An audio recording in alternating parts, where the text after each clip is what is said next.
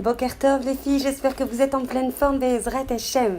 Un grand merci chaleureux à toutes celles en fait qui ont pu se déplacer hier pour le cours sur les réincarnations. Je tente de vous l'envoyer, Be'ezrat Hashem, dans la journée. Beaucoup de Messirut Nefesh pour arriver, pour se déplacer, pour laisser les enfants et venir étudier la Torah et multiplier en fait le flux de Torah, le flux de protection du Ham Israël le plus important.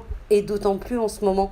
Donc continuez en fait à investir, à les Kadesh, à sanctifier ce temps pour la joie, pour le plaisir d'Akadosh Baruch Hu, et que ça soit une source de protection en fait dans tous les domaines, pour tout le Ham Israël, et Bimiouchad, pour Valérie en fait qui nous a reçus hier, et pour toutes les filles qui ont pu se déplacer avec beaucoup de joie et de hitlavut, d'enthousiasme pour la Torah, Be'ezrat Hashem.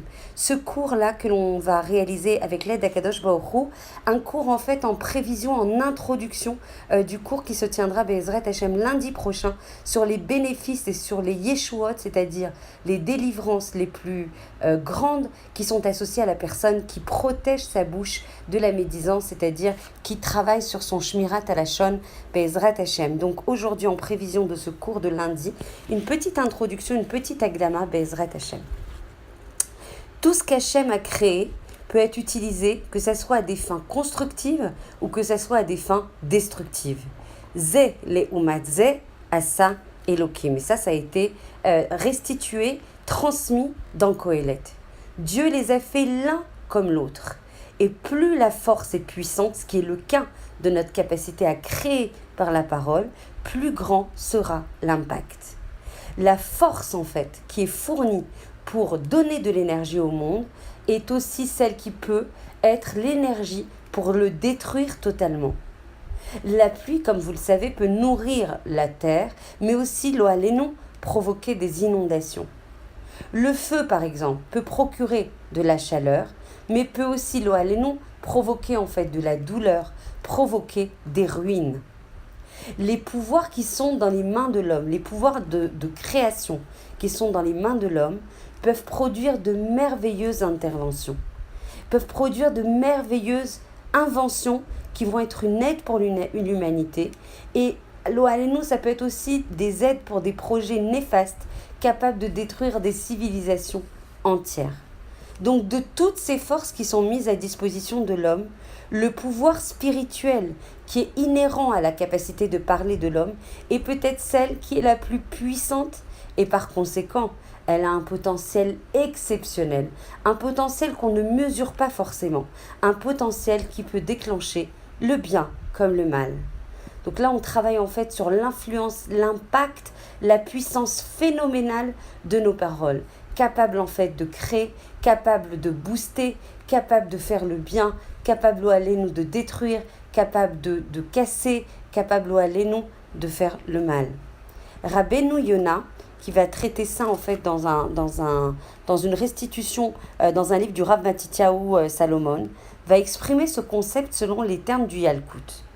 La communauté d'Israël, le Ham Israël, est adoré et désiré par Akadosh Baruch Hu grâce à sa voix. Et d'ailleurs, juste avant le Mashiach, on en a parlé hier soir, on sait qu'en fait Akadosh Baruch Hu va vouloir entendre la voix du Ham Israël. Et la voix que l'on veut faire écouter à Kadosh Baruch Hu, c'est une voix de Torah, c'est une voix d'amour, c'est une voix de désir, c'est une voix d'envie de lui, d'envie de voir revenir en fait sa gloire sur le Ham Israël et sur le monde entier. A contrario, autant que le Ham Israël est désiré par sa voix, il est aussi haï à cause de sa voix. La communauté d'Israël est aimée grâce à sa voix, ainsi qu'il est écrit « Laisse-moi entendre ta voix, dit Hachem. » Parce que ta voix est douce. Elle est haïe aussi, la communauté d'Israël, à cause de sa voix, ainsi qu'il est écrit, elle a élevé, la communauté d'Israël a élevé sa voix contre moi. C'est pourquoi je l'ai prise en haine. Telle est la signification de ce qui est écrit. La mort et la vie sont au pouvoir de la langue, et ceux qui aiment l'utiliser en mangeront les fruits. Ceux qui aiment l'utiliser à bon escient en mangeront les fruits. Be'ezrat Hashem. Dans la Gemara Shabbat, on nous dévoile à quel point la bouche pure, à quel point la bouche qui n'est pas souillée par le Lashon Hara est précieuse, tellement aimée, tellement désirée par Akadosh Baruch Hu. La Gemara dit que le monde ne continue d'exister que par le mérite du souffle de la bouche des écoliers qui étudient la Torah. En fait, cette affirmation va induire une objection de la part de Rav Papa. Il va demander à Abaye, mais qu'en est-il de mon souffle et du tien? Alors quoi? Le monde, il ne tient que par le souffle des écoliers et le nôtre. Est-ce que notre étude de la Torah est moins importante que la leur? Et Abaye réplique, un souffle qui porte en lui l'impureté du péché n'est pas comparable à celui qui est dénué de la souillure de la faute. De là on comprend, et mamash, il faut le transmettre à nos enfants, combien une fila faite par un enfant, combien une étude de Torah, combien en fait une kriyat shema, et d'ailleurs combien on s'enthousiasme et on est sensible et on est ému de voir ça, tellement c'est beau, tellement c'est pur, tellement en fait il n'y a pas de souillure dans la bouche d'un enfant. Alors du coup, toutes ces prières, elles sont comme de l'or, comme des pierres précieuses. Mamash le transmet, cet amour de faire des prières aux enfants, cet amour qui doit être transmis aux enfants, de demander la Géoula. Même les enfants doivent attendre la Géoula et doivent apprendre à la demander, Bezrat Hashem. Parce que grâce à leur mérite, grâce à leur bouche qui est purifiée, on l'aura. Berachamim, Bezrat Hashem. Comment des paroles aussi élémentaires, en fait, de petits écoliers, accomplissent davantage que la profonde Torah des grands Abaye et de Rav Papa? La réponse tient dans le fait que les bouches des grands rabbanim ne sont pas aussi pures que celles des jeunes enfants. Et le Sefer Hal-Karim dans les Mahamarim fait écho à cette idée en affirmant que celui qui n'est pas souillé par la faute et qui sert Hachem à un niveau moindre a plus de valeur que celui qui est souillé par la faute et qui sert Hachem à un niveau plus avancé. De là on comprend que même si on est mala, mais si notre bouche est souillée, alors ça a beaucoup moins de valeur que quelqu'un qui est moins avancé, mais par contre qui a une bouche pure. Et le Talmud va rapporter en fait, le Talmud Yerushalmi rapporte que Rabbi Shimon Bar Yochai voulait que la Torah fût étudiée sans interruption. Il dit, si j'avais été présent, Rabbi Shimon Bar Yochai dit, si j'avais été présent au mont Sinaï, au moment où la Torah fut donnée au peuple juif, j'aurais demandé à Hachem qu'une personne soit créée avec deux bouches. Une bouche pour étudier continuellement la Torah et l'autre pour accomplir toutes les nécessités de la vie, comme manger et boire. Toutefois, il en arrivait à la conclusion que si l'homme avait été créé avec deux bouches, le monde n'aurait pas pu exister. Parce que le monde a déjà d'immenses difficultés à faire face à tous les propos futiles, ainsi qu'au lachon hara, qui ne sont émis qu'avec une seule bouche.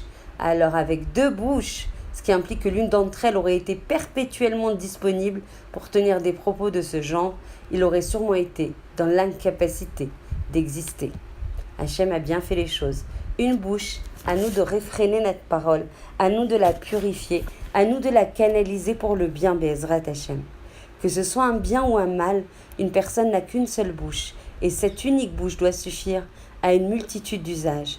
Il est clair que les choix que nous effectuons à ce propos sont essentiels, sont fondamentaux, sont capitaux pour notre capacité à utiliser notre bouche selon la finalité qu'Hachem lui a définie, comme l'instrument permettant à notre âme d'accomplir sa tâche sur terre, qui est de produire des mots d'étude de la Torah et de la prière. Be'ezrat Hachem, que l'on puisse mériter d'utiliser notre bouche à bon escient, de prononcer toujours des paroles de Torah, de prononcer toujours des paroles de prière. C'est ça notre mission avant le dor du Mashiach, d'exprimer notre amour par la Torah et par la prière à Akadosh Baruch Hu, par nos propres mots aussi, et que par ce mérite, nous puissions protéger tout le Ham Israël Kulo, par ce flux de Torah qui crée des protections, qui fait résider la Shrina parmi nous, nous puissions accéder en fait à une Geoula Berachamim, et qu'Hachem, par le plaisir que ça lui procure, ne résiste pas à revenir en fait de sa galoute, comme tous nos frères, Be'ezrat Hachem, très très vite, c'est imminent, mamash, on le sent, il faut y croire, et non seulement il faut y croire, mais il faut l'attendre. Donc c'est le moment d'utiliser notre bouche pour demander à chaque instant. Et on ne peut pas dire on n'a pas le temps, parce qu'en fait, ça doit être notre priorité absolue. Aujourd'hui, je ne pense pas encore qu'on soit arrivé à un stade où on demande la Géoula avec tout le cœur, avec toute la Messirut Nefesh qui doit nous caractériser. Ça doit nous habiter, ça doit s'exprimer, ça doit se supplier, Bezrat Hashem, de façon à ce qu'Hachem craque d'amour pour nous et qu'il puisse nous l'associer très très vite, maintenant. Bezrat Hashem, que tous ces malheurs s'arrêtent et qu'on puisse assister encore et encore à tous les Nissim et les Niflaot qu'Hachem déjà nous prodigue. Je vous embrasse très très fort. Je vous souhaite une très très belle journée. Pour celles qui n'ont pas pu se déplacer pour le cours sur les réincarnations, on tente de vous l'envoyer. Il a duré 1h30 et du coup il a un petit peu de mal à passer. On va trouver une technique pour le scinder et pour vous l'envoyer, Bezrat Hashem. Je vous embrasse très fort et j'espère de tout cœur vous voir sur le cours, dans le cours, pendant le cours de lundi soir sur les bénéfices et les yeshuot énormes dont on pourra bénéficier si on protège en fait la pureté de sa bouche, la pureté de ses paroles. Un cours qui se tiendra Bezrat Hashem lundi à 20h. Je vous enverrai tous les pratiques Bezrat Hashem. Je vous embrasse très fort.